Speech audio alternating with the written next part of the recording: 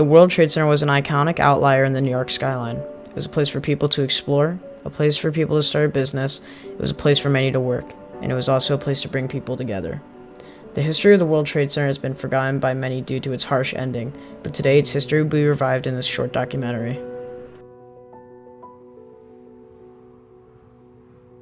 It all began in August of 1968 when the first beams were being laid down for the North Tower, also known as Tower 1. After years of planning from the architects Minoru Yamasaki, Emery Roth, and many more, the towers rose to the sky. They were planning to go to 1,355 feet, or 413 meters, and have 110 stories. Only a year later, in 1969, the South Tower, or Tower 2, began its rise into the sky. They both continued to escalate, and in the 1970s, the North Tower of the World Trade Center beat the Empire State Building. Over the next 3 years, they would continue rising until 1972, when the North Tower was finished, and in 1973, a year later, the South Tower was completed. The two towers now stood as the tallest towers not only in New York, but the whole world. In 1973, the World Trade Center opened to the public. Tower 1 and 2 were now the tallest towers in the world until 1974, when the Willis Tower in Chicago beat them.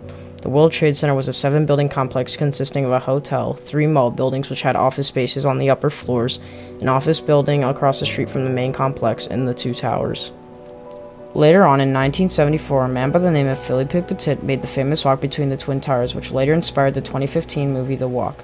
After the World Trade Center's opening, people flooded in to make offices, concerts, and tourist attractions on the 13,400,000 square foot space. Then the first problems came along. In 1975, a fire began in the North Tower's 11th floor and spread to the 14th and 9th floors. The fire was soon controlled and things went back to normal. The World Trade Center was now an economic boom as it ranked millions of dollars going into the 1980s. We slowly rolled into the 1990s as the World Trade Center was now known by almost everyone from being in New York to around the world. It continued to rank in billions of dollars that would go to other small businesses, but mainly the Port of Authority. Soon after, in early 1993, the first terrorist attack struck. On February 26, 1993, at 12:17 p.m., a group of 4 controlled by Ramzi Youssef drove a Ryder truck filled with 1,500 pounds of explosives underneath the base of the North Tower. Their plan was to knock out the base of the North Tower and it would fall onto the South Tower, but that would not happen. The bomb was detonated and destroyed the entire underground parking lot of the World Trade Center, as well as bits from the south side of the Marriott Hotel, also known as World Trade Center 3. This explosion killed 6 people and left 1,042 people injured. The parking lot was soon rebuilt, so as a reinforced south bed of the Marriott Hotel, and things went back to normal.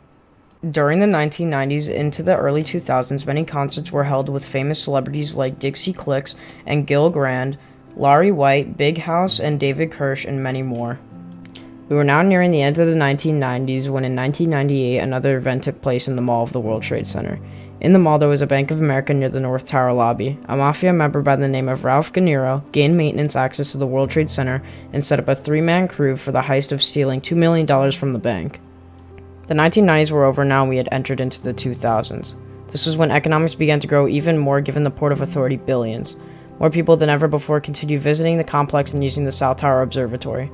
But then 2001 came along, and on that September day, the world was changed forever.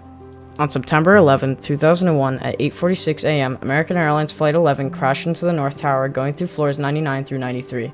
1,600 people were killed on impact, and people on floors 92 through 110 in the North Tower were now trapped and had nowhere to go.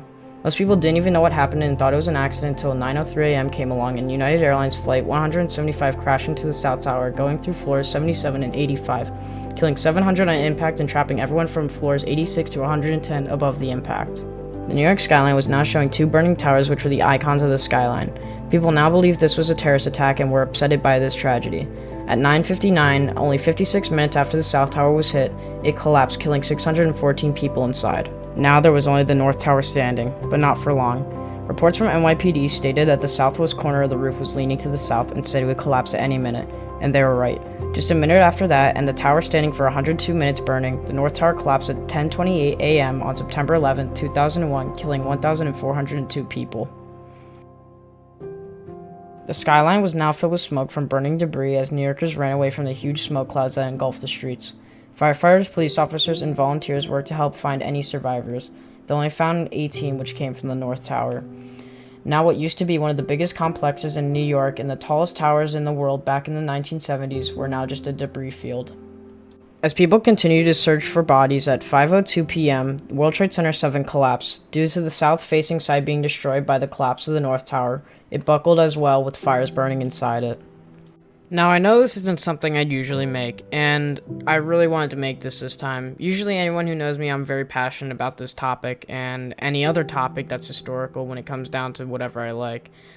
I just don't really upload these online. I don't feel good about it, and, I like my channel to be uplifted, happy, comedic, and all that, but sometimes I will want to make a documentary like this, so I hope you guys enjoyed it, and I'll see you in the next video.